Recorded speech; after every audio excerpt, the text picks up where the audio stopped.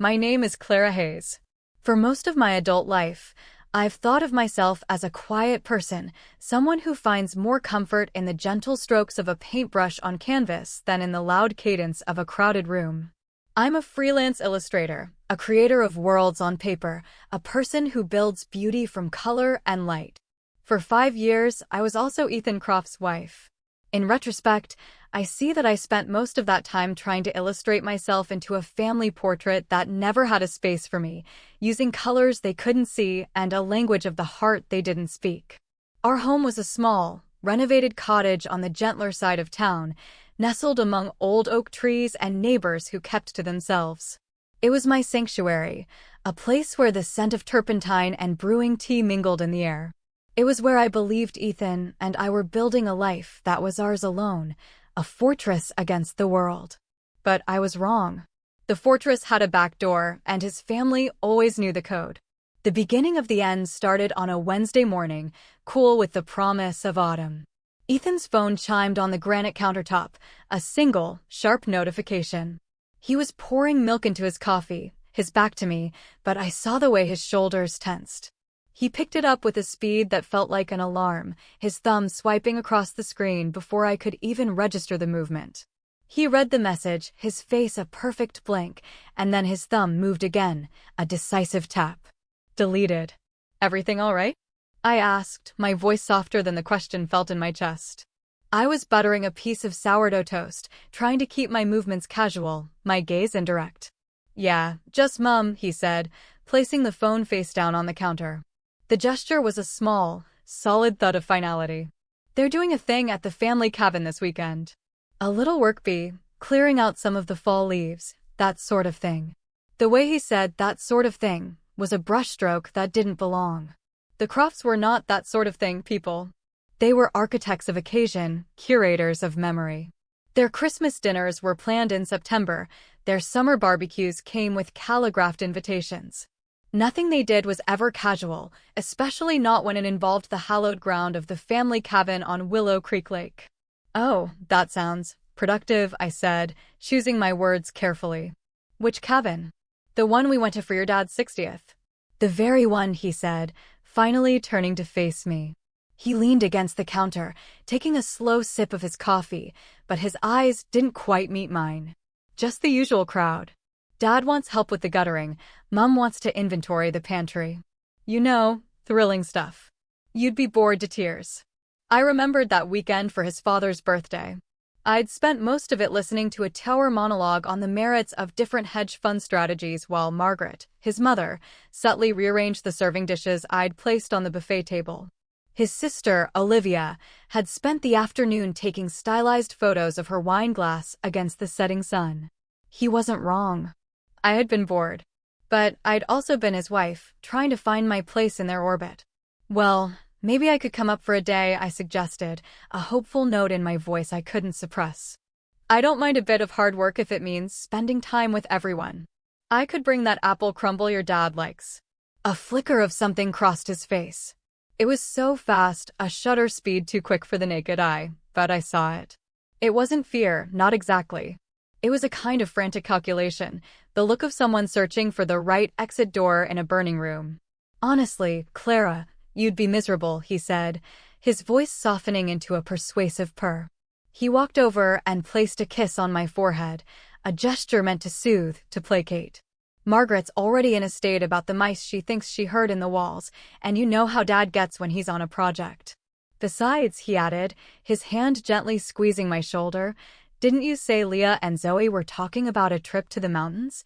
The first snow is supposed to be amazing this weekend. It was true. My two dearest friends had been floating the idea of a girls' weekend for weeks, a final escape before the deep winter set in. I had hesitated, feeling a familiar pang of guilt at the thought of leaving Ethan, of choosing my friends over a weekend with him. I suppose I could call them, I said, the words feeling like a concession. Perfect, he said, his smile a little too bright. We both get to have our own adventures. It'll be great. He headed for the stairs to get ready for his day as a financial consultant, a job that suited his structured, predictable nature. I remained in the kitchen, staring at the faint ring his coffee cup had left on the counter. A deep, quiet hum of wrongness resonated in my bones. It wasn't just the deleted message or the swift deflection. It was the culmination of 5 years of similar moments, 1,000 tiny instances of exclusion that I had painstakingly explained away. The Crofts hadn't rejected me outright. Theirs was a more refined cruelty. It was the way conversations would pivot to a different topic the moment I joined a circle. It was the shared, knowing glances over my head at the dinner table. It was the family group chat I wasn't a part of, the one whose notifications would make all their phones light up in unison, a silent, coordinated symphony of belonging that I could only watch from the outside. I had always told myself it was my own quiet nature, my artistic sensibility that made me feel like a foreigner in their world of finance, law, and inherited prestige. I had convinced myself that Ethan's love was the bridge, the translator that would eventually make me fluent in their language. Last Christmas, I'd thought I was finally making progress. Margaret had complimented the scarf I'd knitted for her. Ethan's father had asked about a recent commission I'd completed. Olivia had even asked for my opinion on a new gallery opening downtown. It felt like a thaw, a slow melting of the glacier that had surrounded me for years. But now, in the quiet of my sun-drenched kitchen, I saw that it hadn't been warmth. It had been politeness. The kind of detached courtesy you extend to a business associate, not a daughter. The smile you give a neighbor whose name you can't quite remember. I took my toast and coffee to my studio, a small, glass-walled room at the back of the house that looked out onto our garden. My work in progress was on the easel, a watercolor of a lone boat on a misty lake. I picked up a brush, but my hand felt unsteady. The feeling of being an outsider wasn't just my imagination. It was a carefully constructed reality, and I was the only one who didn't seem to have a copy of the blueprints. During my lunch break, I called Leah. "So, that mountain trip," I said, trying to inject a lightness into my voice that I didn't feel. "Oh my God, yes." Her enthusiasm was a welcome balm. "Zoe has been checking the snow reports like a meteorologist on speed. Serenity Peak got 6 inches of fresh powder last night. Are you in? I know you and Ethan usually have your weekends locked down." "He's got a family thing at the cabin," I said, the lie feeling foreign on my tongue. "So I am all yours." "Excellent. I saw a deal on a lodge up there. The Timberline. Nothing fancy, but the pictures show a giant stone fireplace and reviews rave about their spiced hot chocolate." For the first time that day, a genuine warmth spread through my chest. "Book it," I said. "I'll bring the good chocolate and a bottle of wine." That evening, as Ethan and I cooked dinner together, a ritual I usually cherished, I told him about the trip. He was meticulously dicing an onion, his focus absolute. "Sounds perfect, babe," he said, but his eyes never left the cutting board. The rhythmic chop, chop, chop of the knife felt like a clock ticking down to something I couldn't name. "When are you leaving for the lake?" I asked, stirring the risotto. "Friday after work." "I'll probably be back late Sunday," he said, scraping the onions into the hot pan. They sizzled, releasing a sharp, sweet scent. "Nothing exciting." "Tell your family I said hello." "Will do," he murmured, but his tone was hollow, a promise he had no intention of keeping. That night, sleep was a distant shore I couldn't reach. Ethan lay beside me, his breathing even and deep, but there was a rigidity in his shoulders, a tension that belied his apparent rest. I wanted to reach out, to touch his arm and ask him what was wrong, what secret he was holding in the space between us. But I was afraid. Afraid of the lie he might tell me, and even more afraid of the truth he wouldn't. Instead, I lay awake and cataloged the slights, the little paper cuts of exclusion that had, over 5 years, bled me of my confidence. The Mother's Day brunch I wasn't invited to because it was just for Margaret and her kids. The tickets to a play that were for the family. The constant, casual way Ethan would say, "I'm going to see my family," never, "We're going to see our family." I had always believed love was enough. That his love for me would eventually be the key that unlocked the heavy, ornate door to his family. But as the moon cast long shadows across our bedroom, a cold certainty began to settle in my heart. Love wasn't a key. Sometimes, it was just a welcome mat placed in front of a door that was bolted from the inside.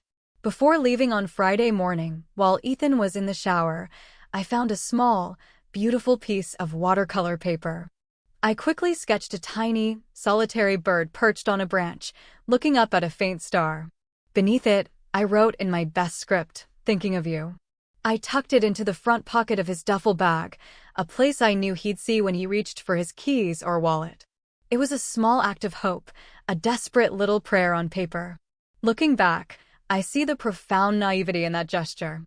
I was sending a bird into a storm, a delicate piece of art into a carefully orchestrated lie, believing it could somehow fly back to me with the truth. I had no idea that by the time I saw him again, the entire landscape of our lives would be irrevocably, seismically altered.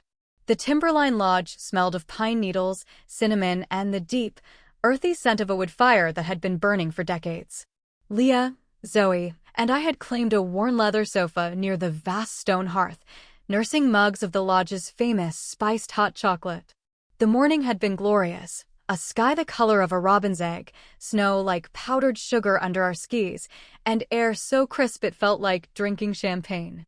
My cheeks were still flushed, and a profound, simple joy hummed in my veins. "You have to post that photo I took of you at the summit," Leah said, scrolling through her phone. The light was insane. I pulled out my phone, a smile still lingering on my lips from our last run down a winding blue trail. My Instagram was a quiet corner of the internet, filled mostly with close-ups of my artwork, pictures of sunrises from my studio window, and the occasional photo of Ethan and me on a hike. But the picture Leah had taken was genuinely lovely. Me, in my bright teal jacket, silhouetted against a breathtaking panorama of snow-dusted peaks, my face tilted towards the sun. I opened the app, ready to write a simple caption about mountain air and good friends. That's when I saw it. A notification bubble at the top of my screen. A photo tag from Ethan's aunt, Beatrice. I barely knew her, a woman of pleasantries and polite smiles at holiday gatherings. Her profile picture was a tiny, smiling circle, but I could see what looked like the ornate wallpaper of a grand ballroom behind her. The caption preview read, "A toast to the happy couple. So thrilled to welcome." My finger hesitated, hovering over the notification. A happy couple? I tapped the photo. The image that filled my screen sent a wave of icy cold through my entire body, extinguishing the warm glow from the fire and the hot chocolate. It was Aunt Beatrice, radiant in a silk dress, holding a champagne flute aloft. Behind her, the room was a blur of elegance, round tables draped in cream-colored linen, towering floral centerpieces, a polished dance floor gleaming under a crystal chandelier. This wasn't a work bee at a rustic cabin. This was a 5-star event. I read the full caption, my heart starting to pound a frantic, heavy rhythm against my ribs. A toast to the happy couple. So thrilled to welcome Sophie to the family. Simon and Sophie, your love is an inspiration. What a magical night celebrating your engagement. My hands began to tremble. Simon was Ethan's younger brother. He'd been dating his girlfriend, Sophie, for years, but there had been no whispers of marriage. Not to me, at least. I zoomed in on the background of the photo, my eyes scanning the crowd for familiar faces.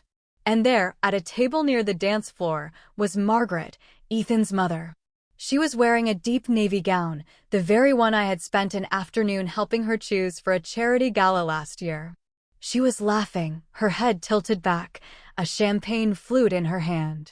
I navigated to Beatrice's profile and tapped on the list of tagged people. Simon. Sophie. And there, almost hidden behind a floral arrangement, was a tag for Ethan. My Ethan. I clicked on it, and it took me to another photo, this one posted by Olivia. It was a carousel of images. The first was Olivia and Sophie, arms linked, both in stunning evening gowns. The second was a group shot of the entire Croft clan, posed and perfect, champagne glasses raised. Ethan stood beside his father, a hand on his newly engaged brother's shoulder, a broad, genuine smile on his face. He was wearing a classic black tuxedo, impeccably tailored. A tuxedo I had never seen before. The third image was of Ethan at a lectern, microphone in hand, gesturing towards Simon and Sophie. My husband. Giving a speech at his brother's engagement party. A party I knew nothing about.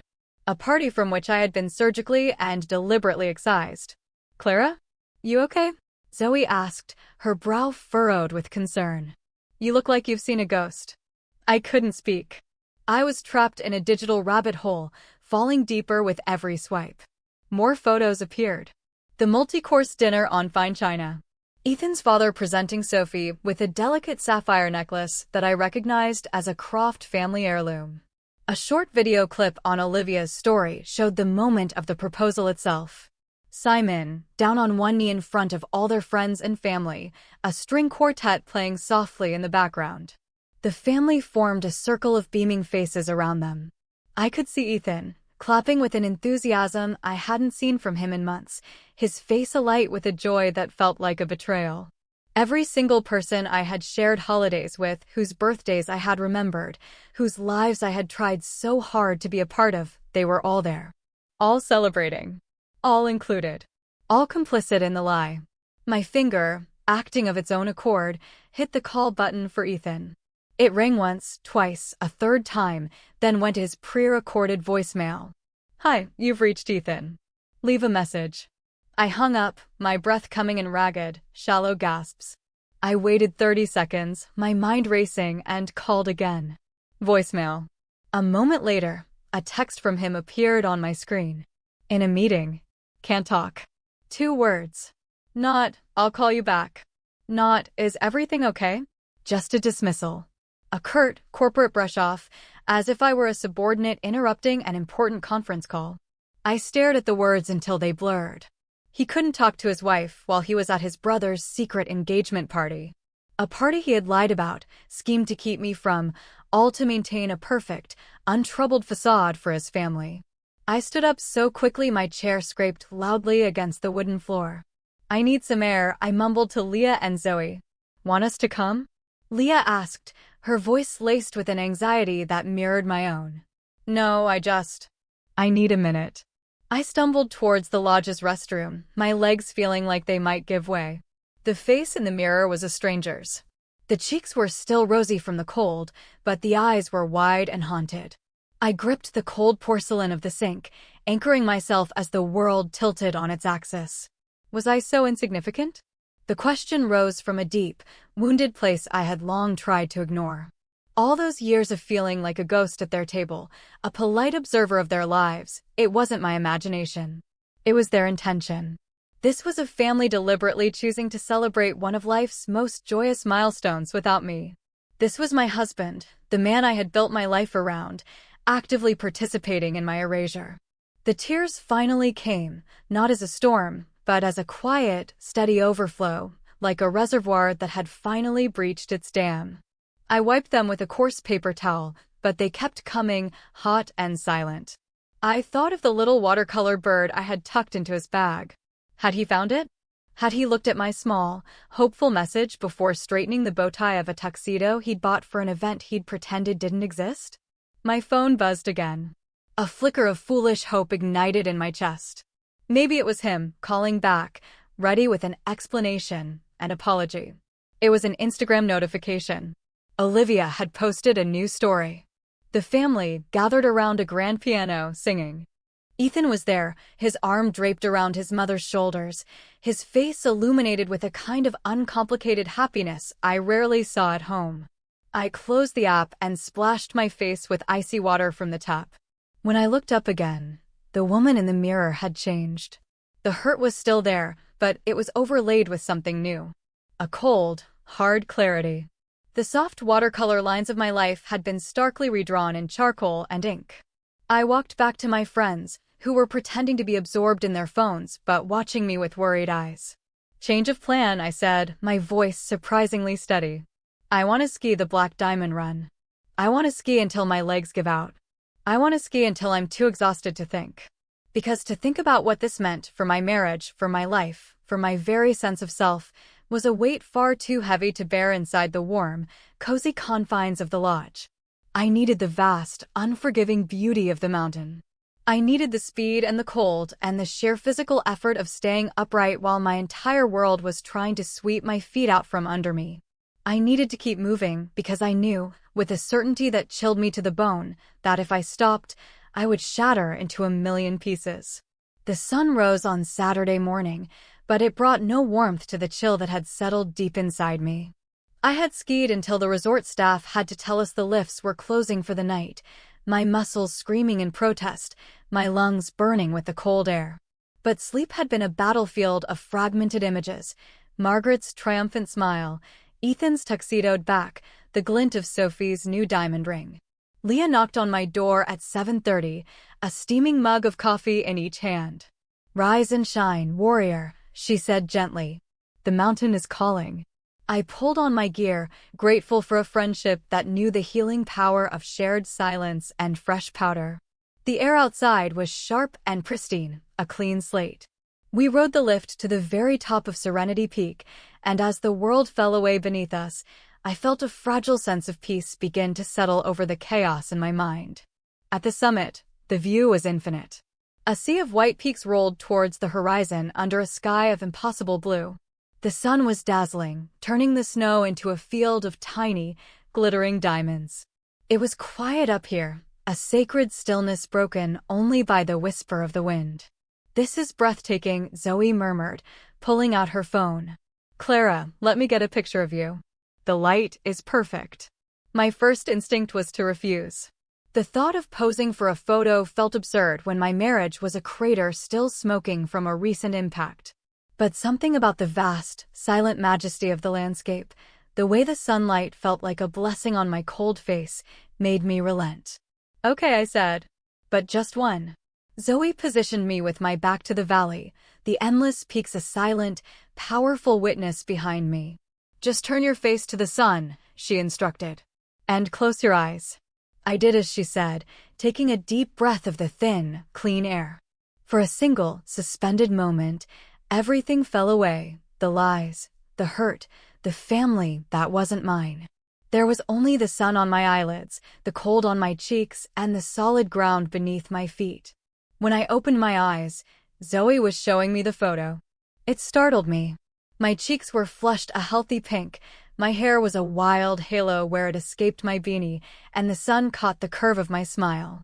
But it was my expression that held me captive. I looked serene. Genuinely, deeply peaceful. The worry lines I'd been tracing in the mirror for months seemed to have been smoothed away by the alpine light. "Send that to me," I said, my voice quiet but firm. "I want to post it." An hour later, back in the warmth of the lodge, I sat staring at the photo on my phone, trying to find words. The betrayal was a sharp, physical ache, but it was mingled with this new, startling clarity. I typed and deleted a dozen captions. Mountain therapy. Too cliché. Finding my peace. Too vague. Then I looked at the photo again, my face turned towards the light, utterly present in that moment, and the words came to me, simple and true. Sometimes the highest peaks offer the clearest views. And the warmest welcomes. I hit post before I could overthink it. The reaction was almost instantaneous. Leah, sitting across from me, looked up from her phone, her eyebrows raised. "Whoa," she said softly. "That's not a caption. That's a declaration." Zoe leaned over to read it and let out a low whistle. "Damn, Clara. You just drew a line in the snow." But it didn't feel like a declaration of war. It felt like a quiet statement of fact. For the first time in 5 years, I was refusing to be silent about my own experience. My phone began to buzz. First, the likes from my small circle of friends, from old college classmates, from clients who knew me as the quiet illustrator. Then, the comments. "My friend from a yoga class, that view. And that glow. Sparkles. My cousin, who lived 3 states away, thinking of you, Clara. Call me." But then the tide shifted. A direct message from Olivia, Ethan's sister, appeared at the top of my inbox. I opened it with a numb finger. "What the hell is your problem?" I stared at the 4 words. My problem? My problem was a lie so elaborate it required a tuxedo, a string quartet, and the complicity of 24 people. Before I could even think of a reply, my phone was ringing. The caller ID was a formal headshot of Margaret Croft, her real estate agent photo. I watched the phone vibrate on the table, a tiny, angry hornet. On the 4th ring, I declined the call. 30 seconds later, she called again. This time, I flipped the phone face down. "You don't have to answer that," Leah said, her voice a protective shield. "This is on your terms." A text message from Ethan lit up the dark screen. "You had to make a scene, didn't you?" The sheer, unmitigated gall of it broke something in me. A laugh escaped my lips, not a happy sound, but a sharp, brittle crack. "A scene?" I said, turning the phone to show them. "He thinks a picture of me on a mountain is a scene. What is he even talking about?" Zoe asked, and I realized I hadn't told them the full story. The words tumbled out of me then, the whole ugly truth. The lie about the cabin, the secret engagement party, finding out through a stranger's Instagram post while I was 3 hours away, thinking he was helping his father with the guttering. Leah's jaw dropped. "He did what?" "That is next level despicable," Zoe breathed, her eyes wide with disbelief.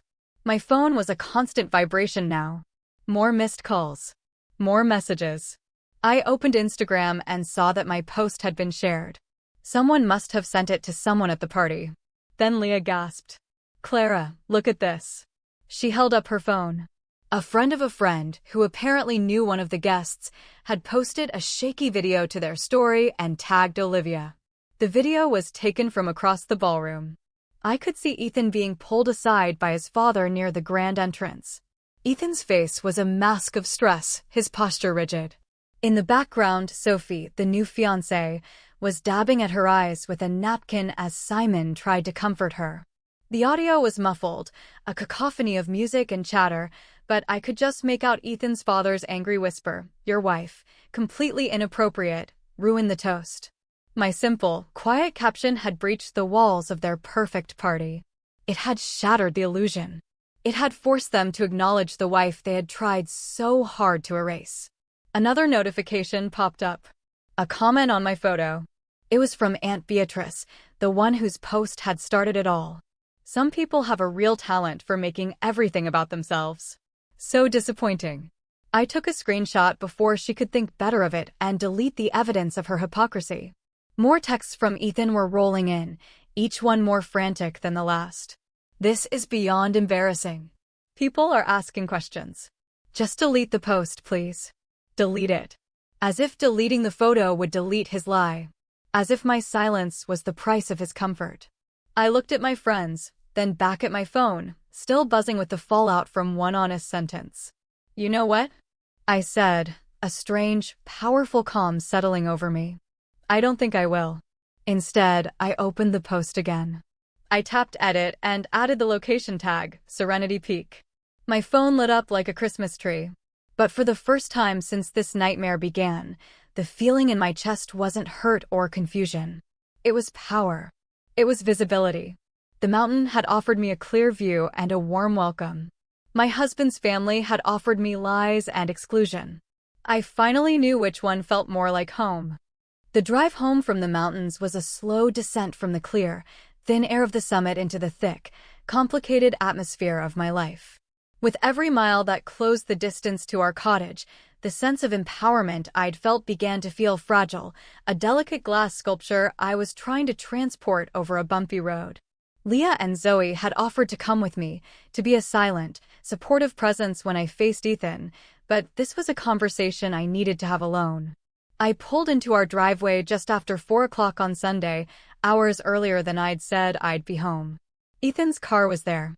The sight of it sent a jolt through me. His family weekend, it seemed, had also ended ahead of schedule. I sat in my car for a long minute, just looking at the house.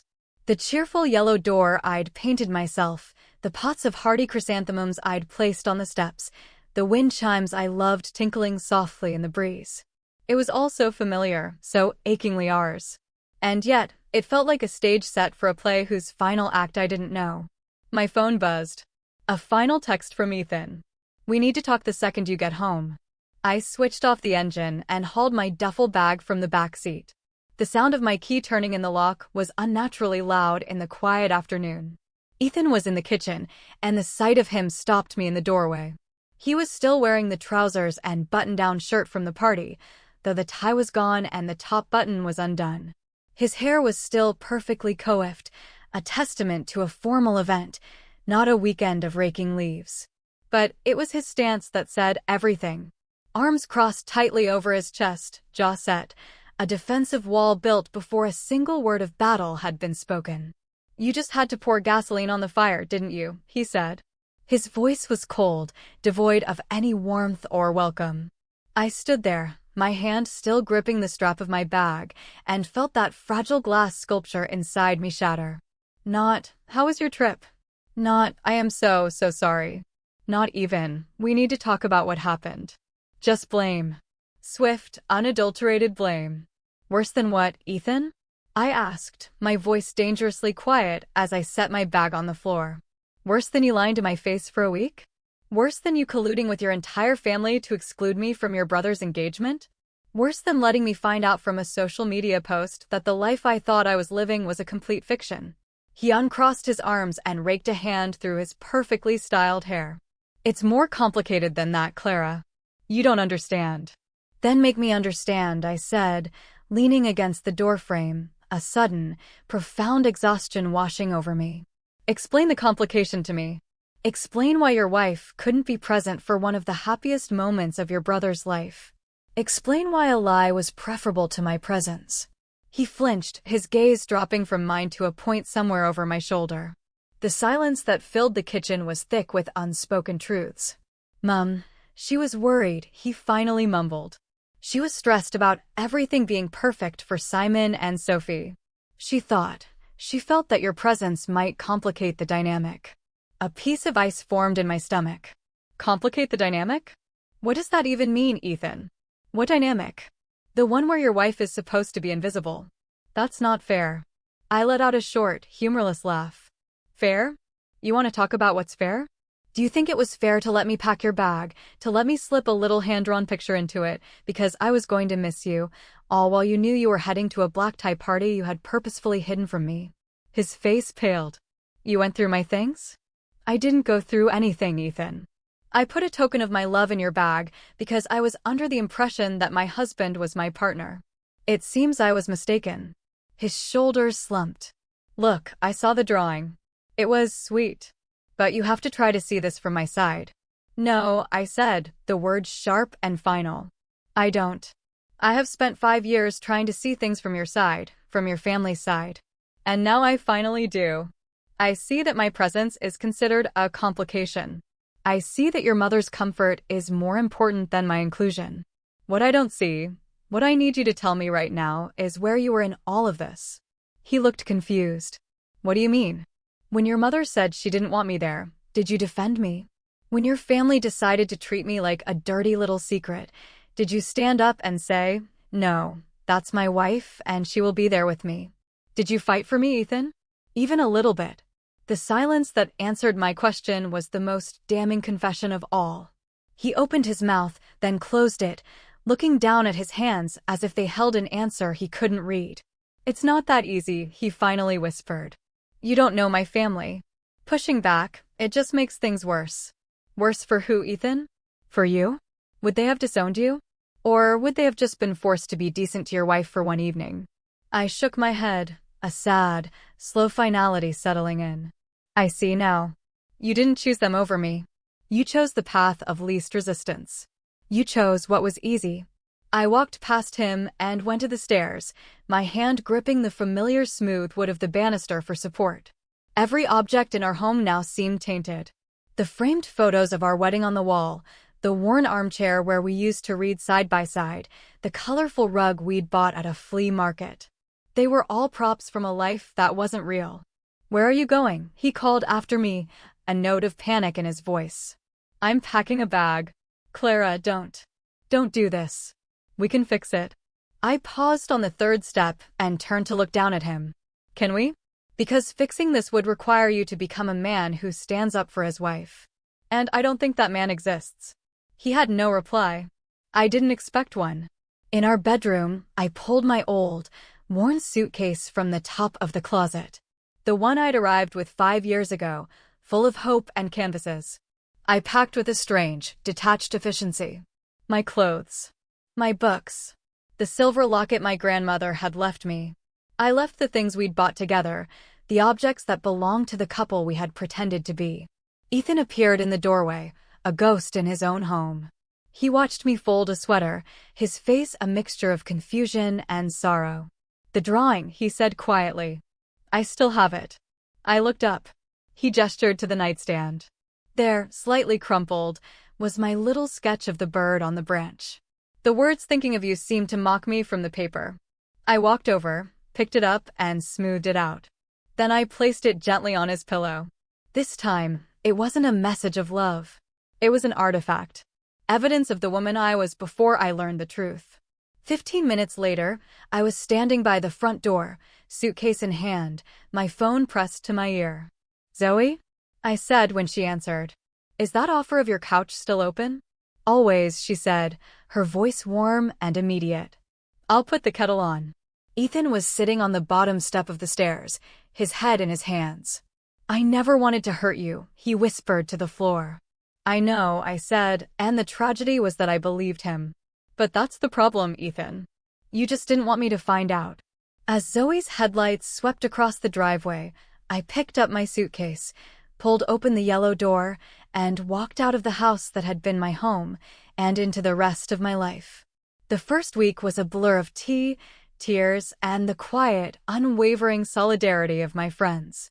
Zoe's small apartment, with its thriving jungle of houseplants and shelves overflowing with books, became my haven. I spent hours just sitting on her balcony, wrapped in a blanket, watching the city breathe below me, feeling the slow, painful process of my own heart starting to beat again to its own rhythm. The fallout from my mountain photo continued to ripple outwards in ways I never could have predicted. Olivia blocked me on all social media. Margaret's profile became a digital fortress I could no longer access. For every Croft who vanished from my virtual life, however, it felt like two strangers appeared. The messages began as a trickle, then became a flood. Women from all over the country, finding my posts through shares and hashtags, slid into my DMs. A woman named Rachel from Michigan wrote, "I've been the unwelcome wife at my husband's family events for 8 years. I thought I was being too sensitive. Your post made me feel seen for the first time. Thank you." Another, Jessica from Ohio, "My God, the gaslighting is real, isn't it? It's just how they are. Don't make waves. Stay strong. You did the right thing." The message that made me laugh through my tears came from a woman who lived just a few towns over. "Girl, I know a Croft event when I see one. Their brand of passive-aggressive exclusion is legendary around here. You're better off." But the most significant development came not from a stranger, but from someone inside the fortress. Ethan's cousin, Hannah, the one who always made a point to talk to me at gatherings, sent me a long, heartfelt email. "Clara, I am so deeply sorry. I'm ashamed to admit I was there. We were told about the engagement last minute, and when I asked my mom if you were coming, she was told by Margaret that it was family only. I knew it was wrong. I should have called you. I should have said something to Ethan. I let my family's pressure to keep the peace silence me, and I will always regret it. You deserved so much better." We spoke on the phone that night for 2 hours. She filled in the missing pieces, confirming the quiet, painful suspicions I had harbored for years. She told me how Margaret had orchestrated my exclusion from countless small events, how she had subtly undermined me to other family members, painting me as fragile and antisocial. The most painful revelation was about Ethan. "The worst part, Clara," Hannah said, her voice thick with emotion, "is that he didn't even put up a fight. My brother was there when Margaret told Ethan you weren't invited to the party. He said Ethan just nodded and said, 'It's probably for the best. It'll be easier that way.' Easier. My marriage, my dignity, my place in his life, all sacrificed on the altar of what was easier for him. While Ethan's world was apparently becoming more complicated, mine began to expand. I took the freelance illustration proposals that had been sitting in my inbox and threw myself into them with a focus I hadn't felt in years.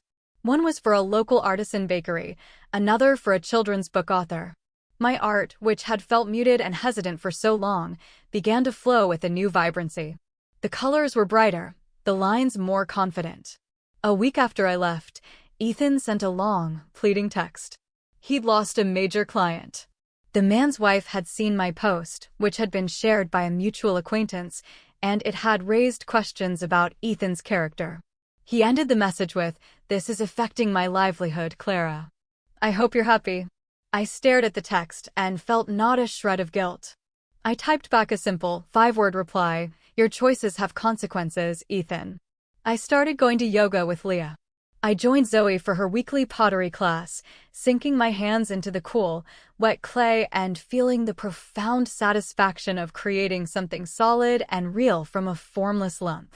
I took my 7-year-old niece out for ice cream, and when she asked where Uncle Ethan was, I told her the simple truth: sometimes grown-ups need to live in different houses to be happy. She accepted it with the straightforward wisdom of a child and asked if she could have rainbow sprinkles. Life without Ethan wasn't empty. It was quiet, but it was a generative quiet, the kind you find in a library or a forest, full of potential and peace.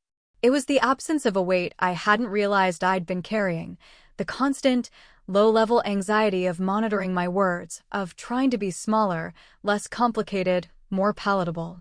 1 month to the day after I had walked out of our cottage, there was a knock on Zoe's apartment door.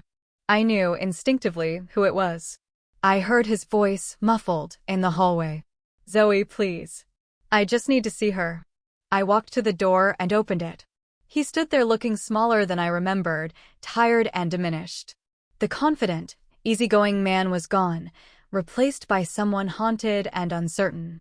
"Clara," he began, his voice raspy. "I've been doing a lot of thinking. I was wrong. I was a coward. I'll do anything. We can go to counseling. I'll stand up to my family, I swear." I looked at him, at the man I had loved so deeply, and I felt a wave of profound, aching sadness, but no desire to go back. "You had 5 years to stand up to them, Ethan," I said, my voice gentle but firm. "You're only willing to do it now because your world has become uncomfortable. That isn't change. It's damage control." I saw the truth of it land in his eyes. He had nothing left to say. "I hope you find a way to be happy, Ethan," I said, and I meant it. Then I closed the door, not with a slam, but with a soft, decisive click. The sound of an ending. The next day, I received an email from Margaret Croft. Subject: an apology. My heart gave a foolish little leap. I opened it. "Dear Clara, I was sorry to hear that your feelings were hurt by the events of the last few weeks. It was never our intention to cause a fuss. We simply wanted a perfect, intimate evening for Simon and Sophie, and frankly, you've never seemed very interested in our family traditions anyway. I trust you are doing well. Sincerely, Margaret Croft." I read it twice, and then I started to laugh. It was the most perfect non-apology I had ever read, a masterclass in blame-shifting and passive aggression. "You've never seemed very interested." They had closed the door and were now blaming me for not enjoying the view from the porch. I didn't reply. Her opinion no longer mattered. Her words had no power. They were just echoes from a room I was no longer in. 2 weeks later, I booked a trip. A solo trip, back to Serenity Peak. I drove up on a Friday, the car filled only with my own music and my own thoughts. I checked into the Timberline Lodge, walked past the roaring fire where my world had split open, and felt only a quiet gratitude for the painful truth it had revealed. The next morning, I rode the lift to the summit alone. The sky was a brilliant, cloudless blue. I found a quiet spot away from the other skiers and just stood there, breathing in the cold, clean air. The view was the same majestic panorama of white and blue. But the woman looking at it was entirely new. I wasn't the hurt wife or the excluded daughter-in-law.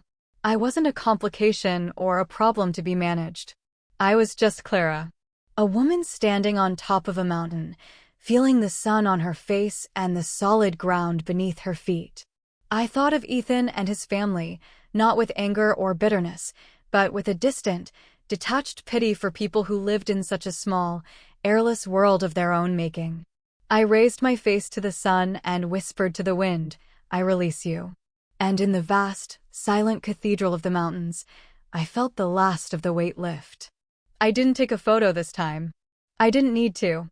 This moment of peace wasn't for anyone else. It was mine. The view from up here was finally, completely, and beautifully my own.